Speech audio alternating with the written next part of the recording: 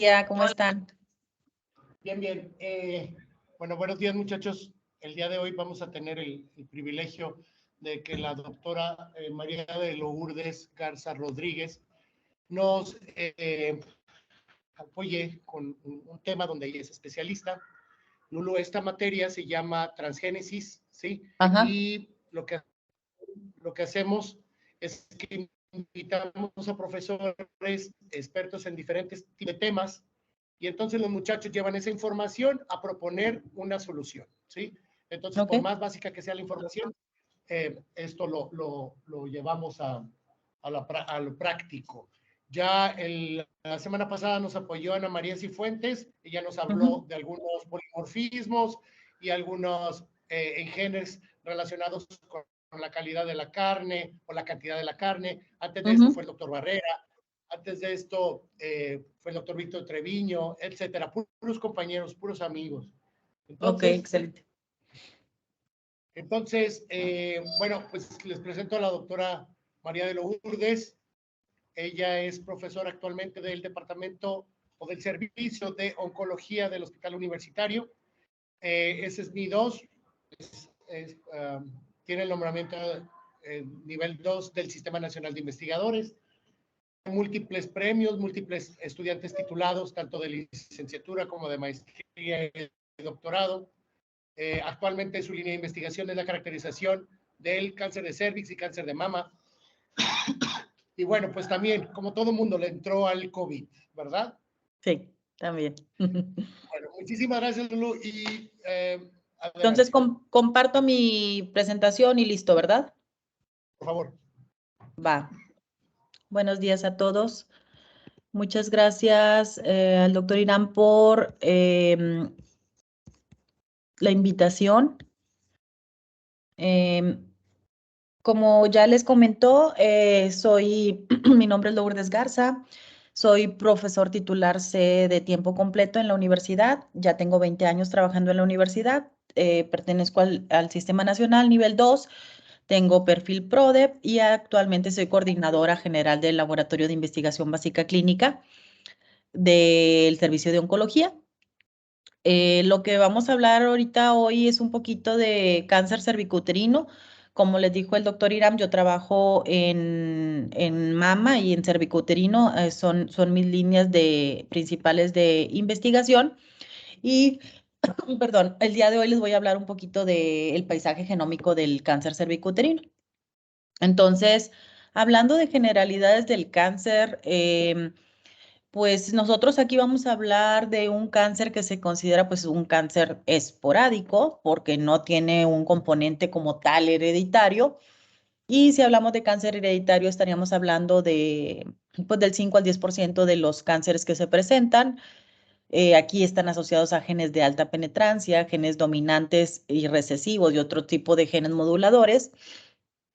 Y si se fijan en la parte de abajo, pues lo que nosotros vemos es que está con un peso los factores genéticos y por otro lado, los genes en el cáncer esporádico, que es el 90 al 95% de los cánceres, pues están factores externos. Entonces, lo que nosotros vemos aquí es que realmente si estamos hablando de cáncer esporádico, pues hablamos de que hay factores externos. En este caso vamos a hablar pues del virus del papiloma humano y cómo afecta el cáncer. El cáncer tiene un componente genético todo, o sea, el virus en este caso es un virus oncogénico que va a ocasionar daño en el genoma de las células del huésped. Y pues tenemos que en un principio se pueden generar ciertos cambios benignos que en este caso van a ocurrir en un principio y después este daño va a ir evolucionando y pues ya se van a poder formar células cancerosas y que incluso pues van a generar una metástasis. Si hablamos de los genes que se mutan en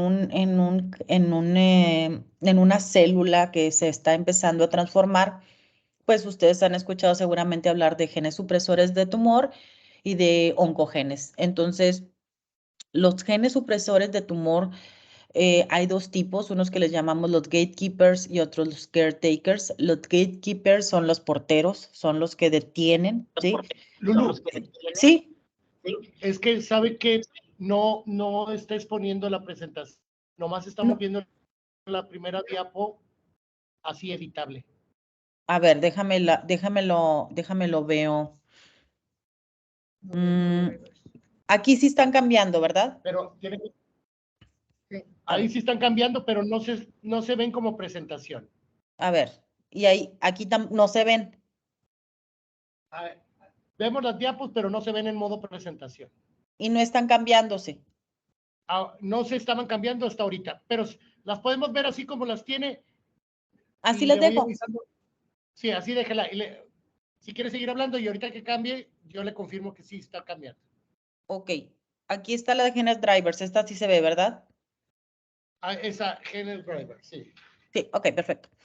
Entonces, si estamos hablando de genes supresores de tumor, hay unos que les decimos porteros y otros que les decimos caretakers o cuidadores. Entonces, los porteros controlan que la célula no prolifere y no sobreviva o viva más tiempo del que debe vivir. Y los caretakers, pues son los cuidadores. Esos cuidan la integridad genómica, o sea, cuidan que cuando el DNA se está mutando y se llega a descontrolar esto, pues la célula se vaya a apoptosis y muera. Hay otros tipos de genes, además de los genes supresores de tumor, que son los oncogenes, que en estos oncogenes, antes de ser oncogenes, pues son protoncogenes, regulan actividad bioquímica, la proliferación celular. Entonces, al volverse oncogenes, van a promover crecimiento y división celular.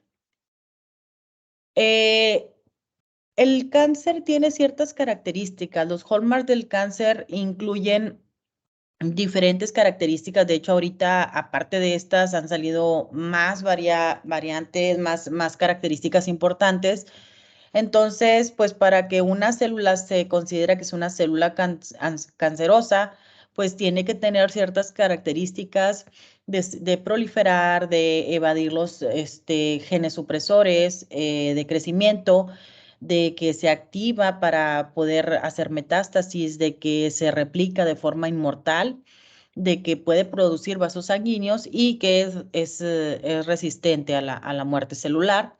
Otras características muy importantes es la energía, cómo lo utiliza, cómo se desregula esa energía celular, cómo el genoma se vuelve muy inestable. Entonces hay una inestabilidad y una gran cantidad de mutaciones que se van acumulando. Se promueve la inflamación, la cual ayuda al tumor a crecer y a tener una estabilidad y se evita la destrucción por medio del sistema inmune. Hablando y específicamente del cáncer cervicuterino, pues ya les había dicho que lo consideramos como un cáncer esporádico porque está influenciado principalmente por el ambiente. Y en este caso, pues aquí les pongo algunos ejemplos de virus oncogénicos. Estos virus tienen la capacidad de transformar las células en cancerosas al momento de que la infectan. ¿Qué pasa con el virus del papiloma humano? Seguramente todos han escuchado hablar del virus del papiloma humano y lo asociamos principalmente a cáncer cervicuterino, pero este también ocasiona cáncer de cabeza y cuello, cáncer anal, cáncer de vulva, cáncer de vagina, cáncer de pene, etcétera. Entonces, nosotros nos enfocamos aquí principalmente a cáncer cervicuterino. Ahorita voy a dar también algunos datos de cáncer anal. Y pues cerca de 9.500 casos se diagnostican al año. Entonces, esto nos dice que 26 mujeres se diagnostican con cáncer cervicuterino cada día aquí en México. El cáncer cervicuterino en México es la segunda causa de muerte e incidencia en mujeres en México, lo cual no sucede en otras partes en países desarrollados porque ellos sí tienen implementado un sistema de vacunación y de detección oportuna mejor que el de nuestro país. Entonces, en cuanto a mortalidad, pues 12 mujeres se mueren cada día por cáncer cervicuterino, o sea, cada 2 horas se muere una mujer por cáncer cervicuterino aquí en México y en promedio son como 4.300 muertes al año. Entonces, si se fijan, aquí a nivel global, en todo México, es la tercera causa de muerte. Si nos vamos al sur, es la primera o segunda causa de muerte. Si nos vamos al norte, pues se va a tercera porque el primero es cáncer de mama. La frecuencia con la que mueren mujeres de cáncer cervicuterino en el sur es diferente en el norte. En el sur hay menos eh, cobertura de menos screening de Papa Nicolau, las mujeres asisten menos a revisarse y hacerse una prueba de Papa Nicolau, y entonces esto ocasiona que haya más muertes en el sur. Entonces aquí tenemos unos ejemplos de la cobertura que tenemos aquí en Nuevo León, por ejemplo. La mitad de las mujeres en 2012 se revisaban para hacerse un chequeo de cáncer cervicuterino. La otra mitad de las mujeres que están en riesgo no, pues no van a revisión.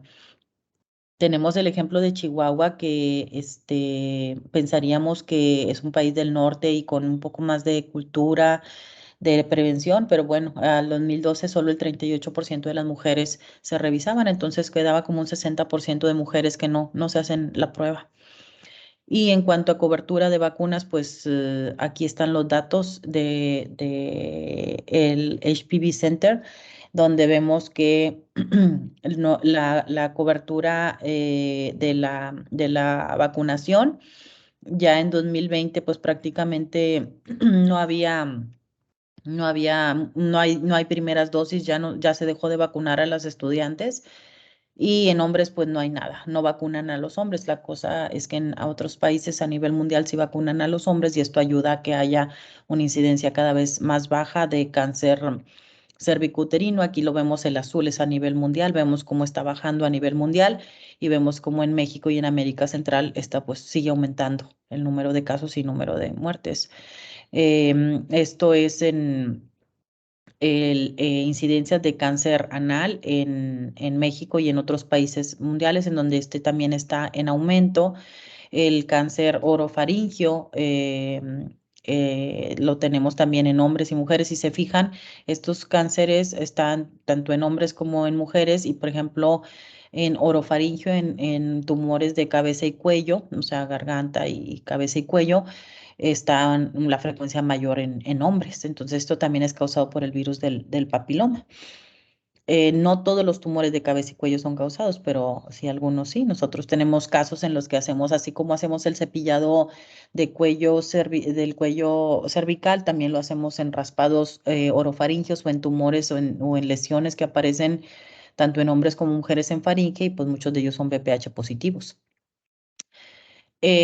Aquí tenemos algunos ejemplos de BPH, de reportes de artículos de BPH en hombres y su prevalencia en México.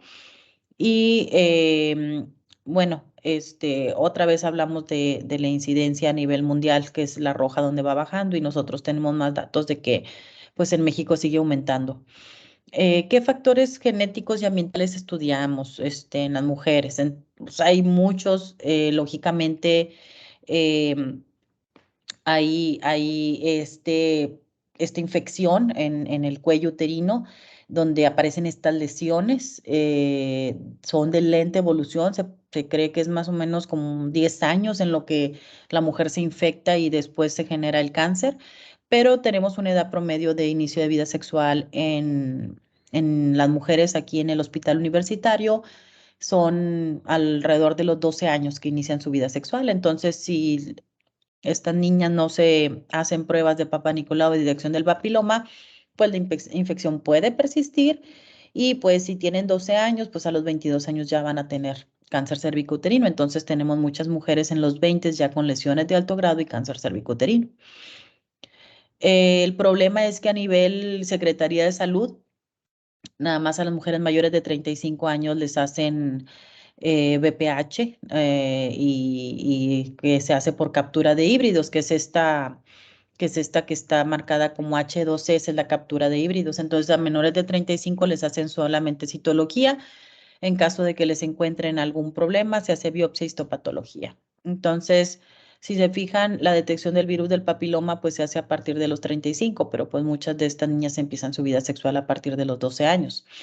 ¿Qué factores de riesgo tenemos? Pues lógicamente todo lo que esté asociado al inicio de vida sexual, el número de parejas sexuales, también está a otras enfermedades enfermedades de transmisión sexual, como clamidia, gonorrea, sífilis, etcétera. Cuando se tienen otras infecciones, coinfecciones, el virus del papiloma humano tiende a replicarse más y a hacer que la paciente pues no puede eliminar. Entonces, esas coinfecciones son importantes para que el virus persista. Y la persistencia es esto, la infección transitoria, el 70 al 80% de las mujeres que se infectan con VPH, pues van a eliminar el virus de forma natural. Del 20 al 30% va a tener una infección persistente y se van a generar lesiones. Aquí se ve una imagen de una lesión blanquecina. La lesión se ve así cuando el ginecólogo observa la lesión y le pone ácido acético, estas lesiones se vuelven blancas. A veces no se observan, entonces al momento en que el ginecólogo pone gotitas de ácido acético es cuando se empiezan a pintar de blanco estas lesiones y esto es pues un indicativo de malignidad. Y si estas pacientes no se tratan, el 1 al 2% va a desarrollar cáncer cervicuterino. Entonces, si se fijan, la mayoría de las mujeres van a poder eliminar el virus. La cosa es que esta enfermedad es la más frecuente de todas en cuanto a enfermedad de transmisión sexual y no tiene un síntoma porque estas lesiones se generan en el cuello de la matriz. Cuando hay síntomas y que se ven verrugas, esas verrugas son de virus del papiloma humano, pero de bajo riesgo, esas no generan cáncer. Son muy aparatosas, son muy evidentes, pero esas no son lesiones malignas. Esas también se tienen que tratar, lógicamente, y se eliminan con nitrógeno líquido o cauterizándolas. Esas lesiones de bajo riesgo no es el problema. El problema son las lesiones ocasionadas por virus del papiloma de alto riesgo y las cuales las tiene que identificar un ginecólogo especialista en colposcopía. Ay, perdón. Y bueno, ¿qué es lo que pasa? Pues que se generan micro lesiones en el cuello de la matriz al tener contacto sexual y esas lesiones, esas partículas entran a lo que es la capa basal y en la capa basal es donde el virus empieza a replicar y pues al principio se generan lesiones de bajo grado, de grado 1, pero después ya se empiezan a generar lesiones de grado 2 y grado 3 y posteriormente cáncer cervicuterino. El virus tiene proteínas oncogénicas, que son las proteínas C6 y E7, que tienen interacción con el gen RB y P53, entonces también regulan ciertos factores oncogénicos y además el virus se integra completamente al genoma humano. Aquí les pongo algunos ejemplos de virus de alto riesgo, de probable alto riesgo, de bajo riesgo y de riesgo indeterminado. Entonces, si se fijan, hay una gran cantidad de virus. Nosotros aquí en el laboratorio detectamos 32 tipos virales en combinados de alto y bajo riesgo al momento en que hacemos el diagnóstico molecular. Entonces, este es uno de los artículos en donde también está el doctor Iram con nosotros, en donde obtuvimos biopsias de pacientes ya con cáncer cervicuterino, diagnosticadas con cáncer cervicuterino y se llevó a cabo una secuenciación masiva y identificamos genes candidatos que tenían que ver con proliferación, con el sistema inmune, con regulaciones del ciclo celular, etcétera. Entonces, ¿qué es lo que nosotros hicimos aquí? Pues ver como tal el paisaje genómico y lo que pudimos ver es cómo es que había mutaciones en genes drivers o genes que controlaban el proceso canceroso tumoral y cómo también el virus se integraba al genoma humano. Entonces, posteriormente, estos ya son estudios que hicimos nosotros acá en la universidad. Este es un artículo de revisión en donde hablamos de cómo es que este virus del papiloma humano se integra y cómo hace que progresen estas lesiones, cómo es que tenemos microhomologías con el virus del papiloma humano y es ahí donde el genoma viral y el genoma del huésped se unen. Este es muy parecido a una recombinación homóloga que ocurre en la meiosis, si ustedes recuerdan esa parte. es muy parecido a cómo ocurre esa recombinación homóloga entre los cromosomas. Bueno, así ocurre con el genoma viral y el genoma del huésped. Este es otro artículo que publicamos en donde nosotros veíamos en nuestras pacientes una gran cantidad de coinfecciones. En la consulta de colposcopía veíamos que el 54% de las pacientes estaban coinfectadas con múltiples virus del papiloma humano.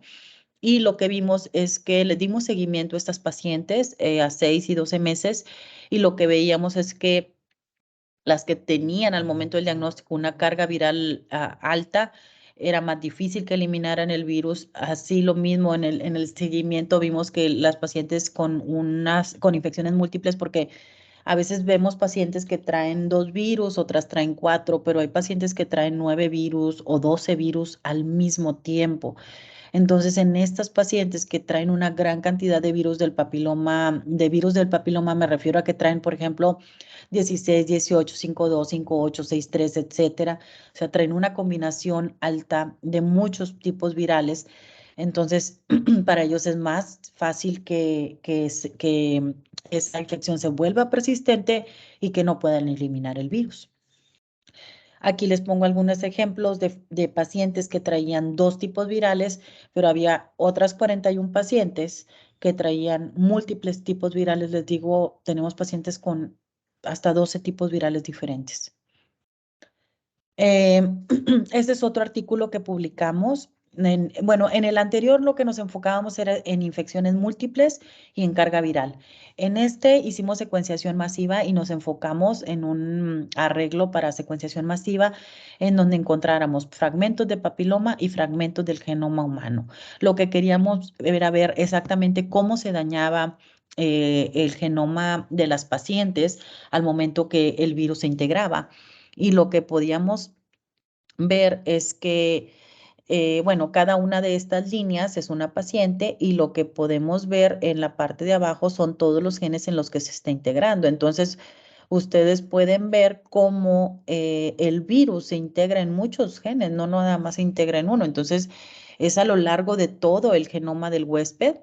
Y aquí vemos fragmentos en donde, del lado izquierdo, donde se ven la integración, donde se ven pedazos azules y pedazos rojos. Entonces lo que vemos es que hay regiones del genoma del tumor en donde hay aquí por ejemplo vemos el HPV 51, donde está mezclado con el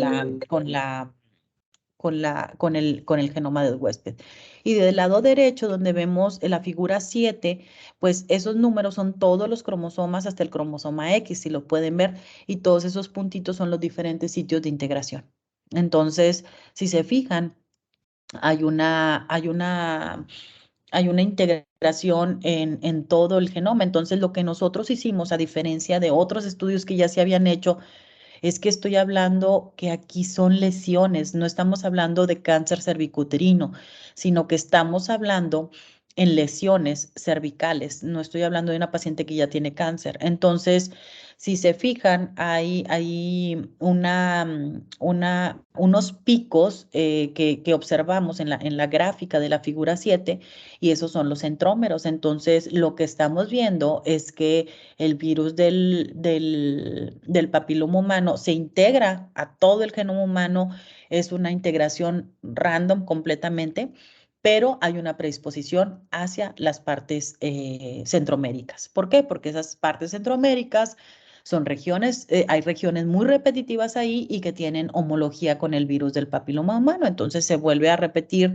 la parte que les decía que es como una recombinación homóloga. Bueno, esa recombinación se da más frecuentemente en los centrómeros de los cromosomas y este fue un hallazgo que no había sido reportado y que todas estas integraciones no se habían reportado en lesiones, todo se había hecho en cáncer cervicuterino.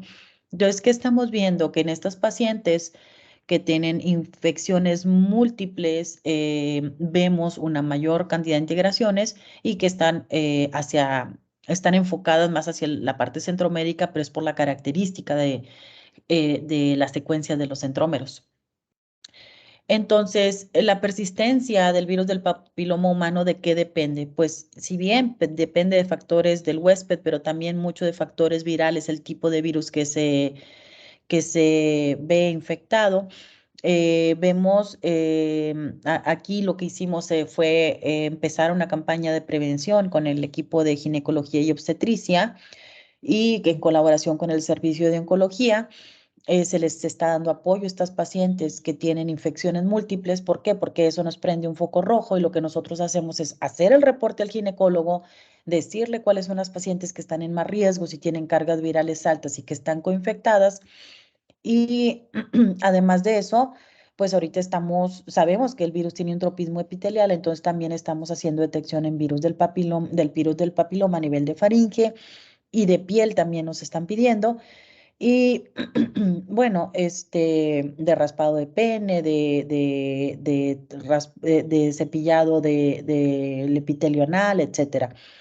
Y otros proyectos que hemos hecho en pulmón, pero realmente nos estamos enfocando más a la infección en epitelios, faringios, cervicales, lógicamente, y para hacer una detección oportuna. Entonces, esto es mi presentación. No sé si tengan alguna duda o comentarios, preguntas, son bienvenidas.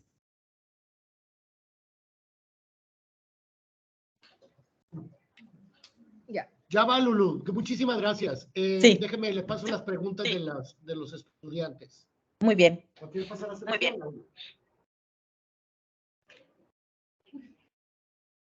¿Tienen una?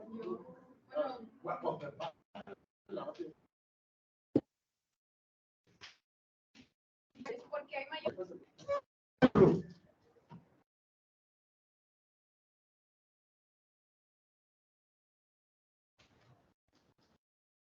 Vamos a hacer una pregunta.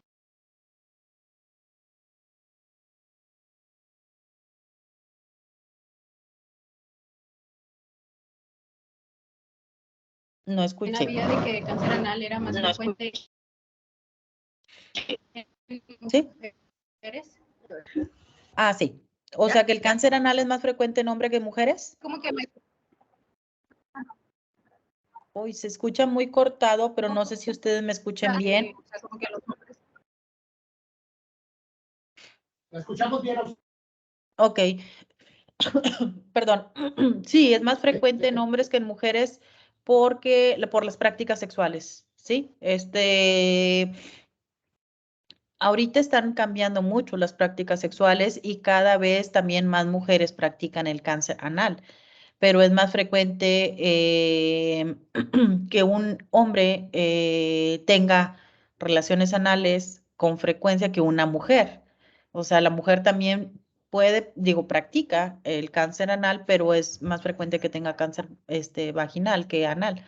Entonces, ahorita sí hay una incidencia mayor en hombres que en mujeres de cáncer anal, pero no tiene que ver, el epitelio es igual en el hombre y en la mujer, el epitelio anal. Entonces, es más que todo por las prácticas sexuales.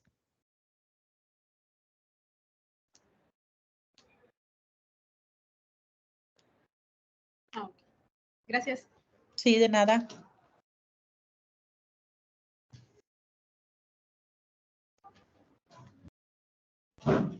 ¿Ya? Bueno, mi pregunta es de que, bueno, se supone que México tiene uno de los mejores esquemas de vacunación. Es considerado de los mejores. Entonces, ¿por qué a los hombres se les excluye de vacunar contra VPH aquí en México? Digo, pues sería como mejorar todavía más el esquema de vacunación y pues no están incluidos.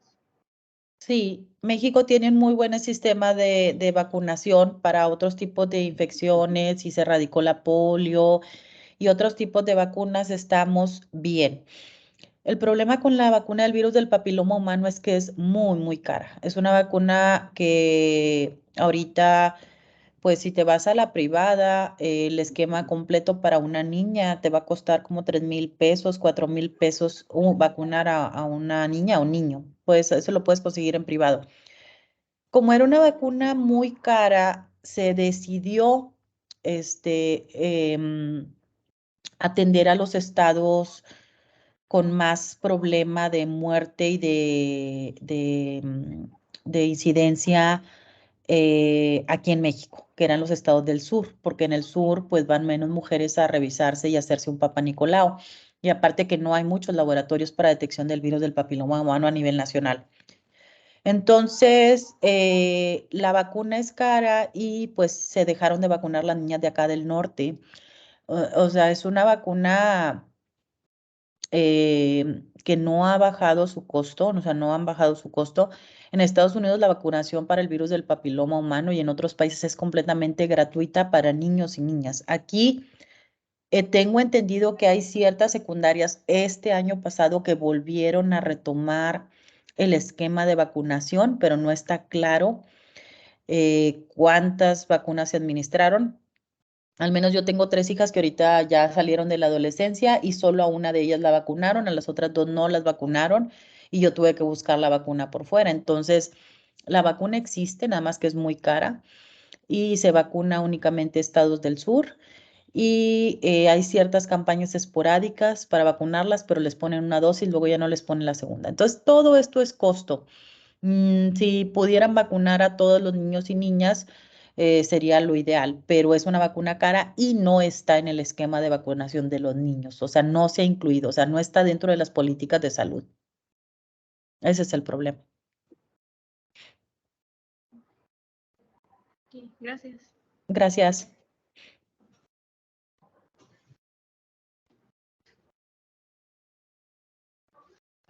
Hola, ¿sí me escuchan? Hola. Sí, claro que sí, adelante.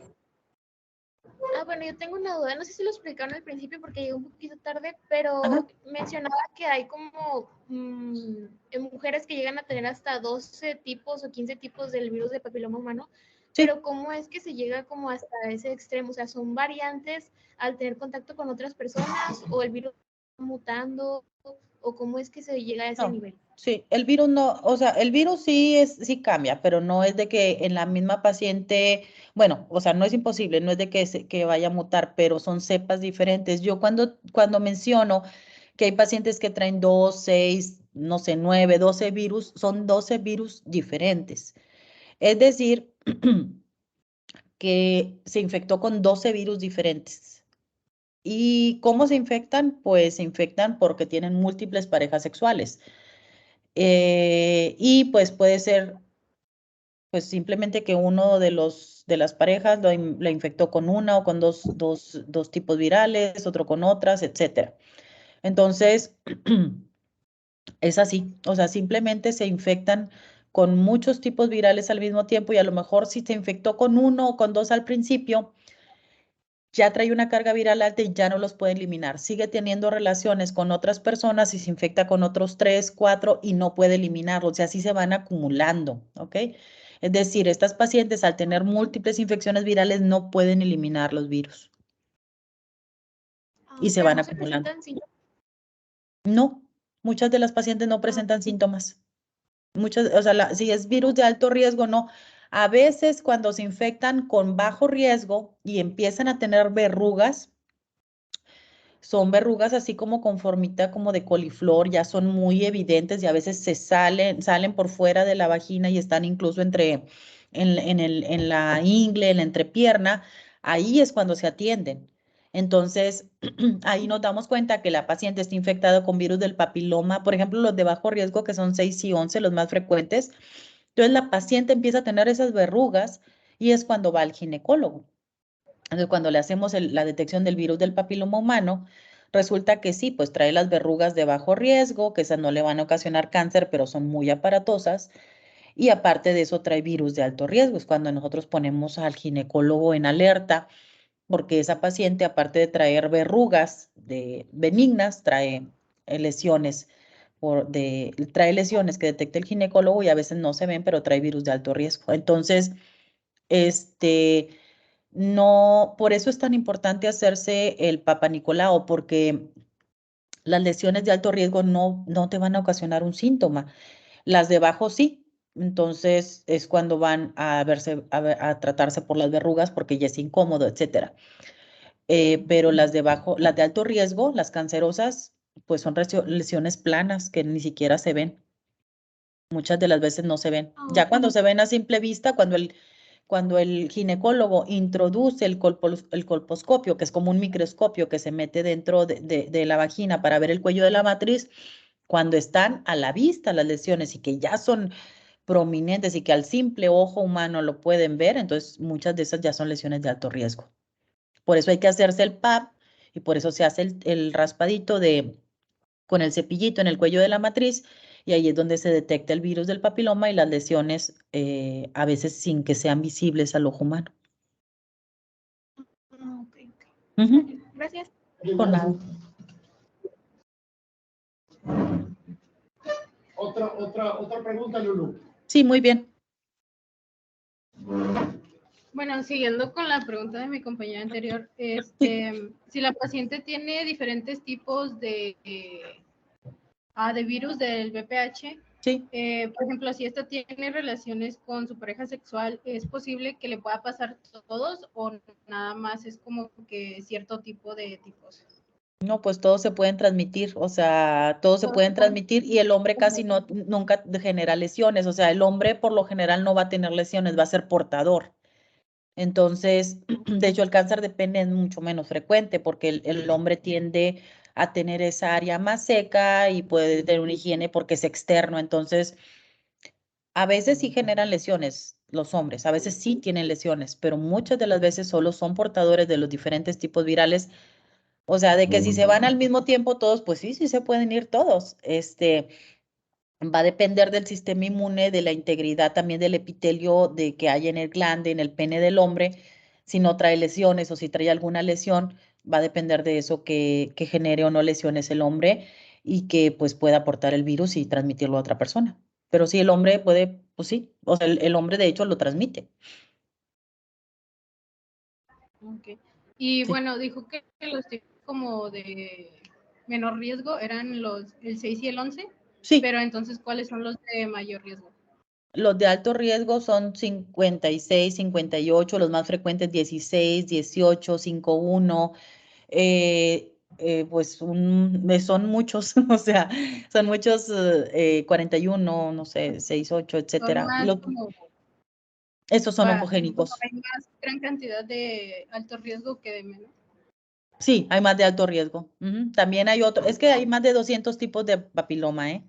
O sea, hay más de 200, pero no todos infectan al humano, no todos son de oncogénicos. Entonces, muchos ya están clasificados. Los pueden buscar ustedes en internet, virus de alto riesgo, y ya les salen todos los de alto riesgo. Pero los de bajo riesgo, que es los más frecuentes, son 6 y 11. Si se diagnostica una paciente y traes BPH 6 y 11, pues ya sabes que no vas a tener riesgo de desarrollar cáncer cervicuterino. Te van a salir a lo mejor algunas lesiones y demás, pero no tienes riesgo de desarrollar cáncer. Okay. Muchas gracias. Gracias.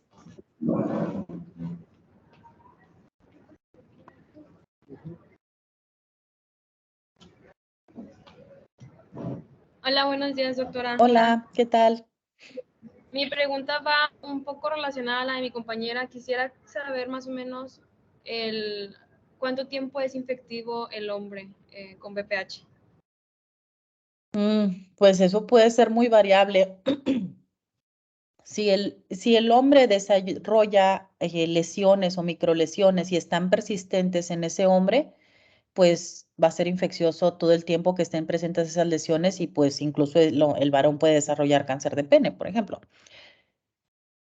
Si el hombre, no tengo un dato exacto de en cuánto tiempo se elimina, pero el promedio es de 6 meses que ya no va a tener la infección con el virus del papiloma humano. No sé qué porcentaje lo elimina rápidamente, así como que en un mes, 2 meses, pero en un promedio de 6 meses el hombre ya no va a tener nada. Y la mujer también lo va a poder eliminar la gran mayoría a los 6 meses. Okay, muchas Entonces, gracias. si hay un reporte de VPH positivo en cualquiera de los dos, a los 6 meses hay que hacerse otra vez la prueba para estar seguros de que ya se eliminó el virus. Y si a los 6 meses está, significa que ya la infección es persistente, tanto en hombre como en mujer. Ok, muchísimas gracias, doctora. Gracias. Sí. ¿Se puede desarrollar el síndrome de cáncer de cervix sin papiloma?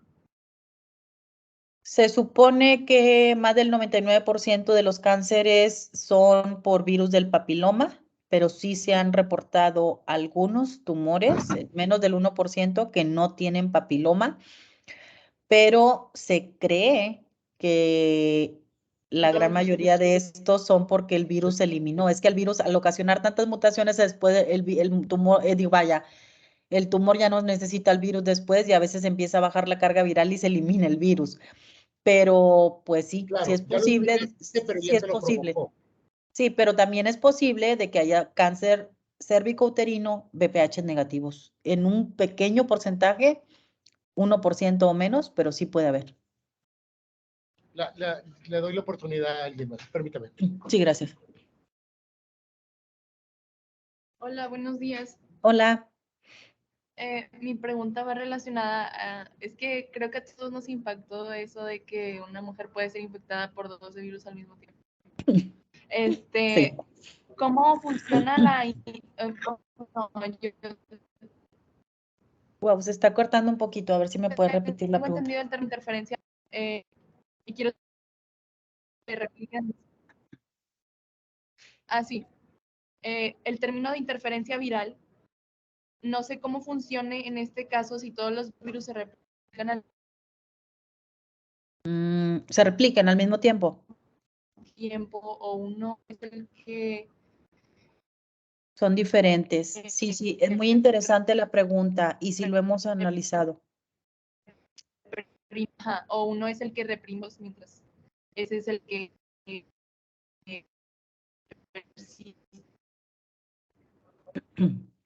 No alcancé a escuchar bien la pregunta, como que se corta mucho.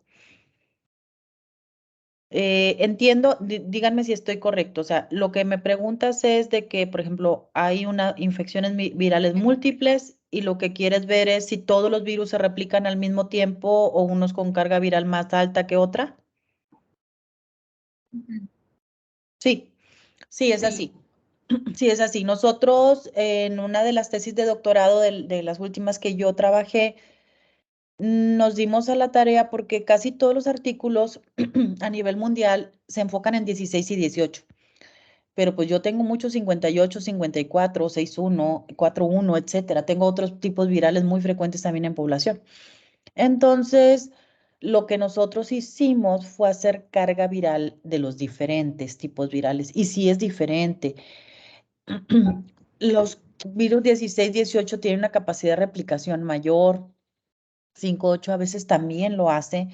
Entonces, no todos están replicándose a la misma velocidad. Hay virus que se replican y generan cargas de virales muy altas y por lo mismo también son más oncogénicos y pues entre estos está 16, 18, 5, 8, por ejemplo, y sí tienen una capacidad de una replicación mayor, pero los otros también se están replicando. Entonces, al generar tanta infección y tanto caos en el genoma de las pacientes, pues estas no pueden ser, no son capaces de generar una respuesta inmune eficiente para eliminarlo.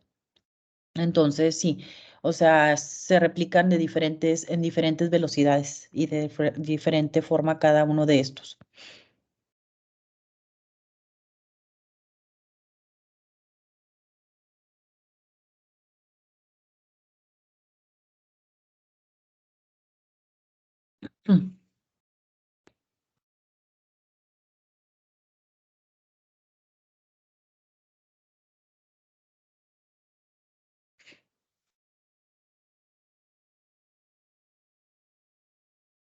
No, ya no escucho, no sé si hay alguna otra pregunta.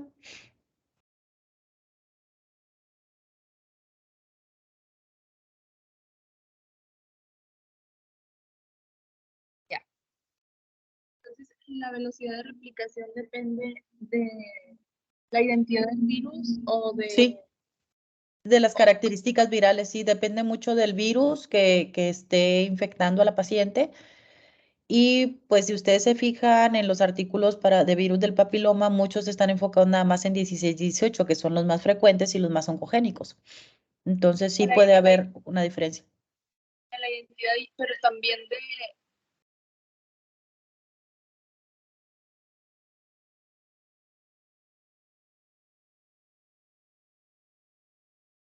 la identidad del virus, pero también Escuché que en la identidad del virus, pero lo otro ya no lo escuché. es de lo único que depende. Sí, pues son características virales de cada uno de los tipos, porque son diferentes tipos virales. Hay que tomar en cuenta que el genoma de cada uno de estos tipos virales es diferente. No es lo mismo un VPH16, un VPH18. Estas mutaciones que cada uno ha ido acumulando a lo largo de la evolución, incluso el VPH16 tiene sus variantes asiático-americanas, africanas, europeas, etcétera. Entonces, sí se ha visto incluso diferencia en BPH16. A veces hacemos estudios filogenéticos para ver si es 16 tipo asiático-americano, 16 tipo africano, 16 tipo, y cada una de estas cepas tiene diferente grado oncogénico, o sea, diferente capacidad para infectar. Entonces, no nada más entre los tipos virales hay diferencias, sino que dentro de los tipos virales hay variantes que son más agresivas que otras. Entonces, a veces lo que hacemos es, ok, trae VPH16 y luego todavía se complica más ok, trae la variante africana o trae la variante europea o trae la variante tal. Entonces, eso también lo hacemos a veces. Depende de la carga viral, depende ¿Perdón? la carga viral también depende del nivel de replicación, ¿no? Sí, ajá. Entre más replicación, más carga viral hay. Ujú. Sí, depende de eso.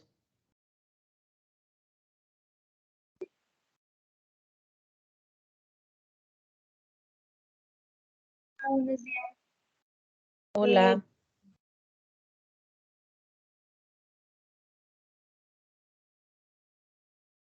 Homología o de parecido, diferencia, para que se considere otro tipo de virus y otro tipo de variante. No escuché bien. ¿Me puedes repetir otra vez? Es que se escucha súper cortado. ¿Qué porcentaje de homología o parecido o de diferencia tiene que haber para que se considere otro tipo de virus o otro tipo de variante? Sí, sí, sí. Para BPH, hoy creo que es alrededor del 5% para que se considere otro, pero 100% segura no estoy, pero creo que es un 5% de diferencia para tener otro tipo viral. Necesitaría checarlo. Me dejaron tarea, pero creo que 5% más o menos.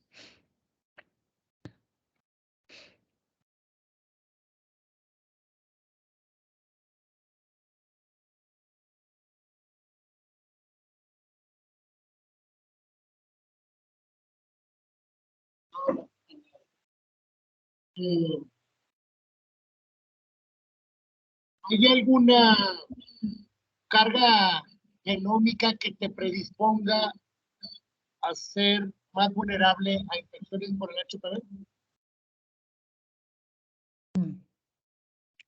Pues mira, como nosotros estamos estudiando a los pacientes y todos traen una infección activa, lo que nosotros veíamos es que a partir, no sé, de unos 300,000 carga viral hasta 1,000,000, ya era más difícil de que se eliminara el virus. Pero no es una regla así como que yo te diga a partir de esta, porque no estoy tan segura. Lo que sí veíamos es que una carga viral alta nosotros era pues a partir de 300,000 copias en adelante, hasta 1,000,000, 1,500,000 de copias, era de que ya a la paciente se le complicaba eliminar el virus.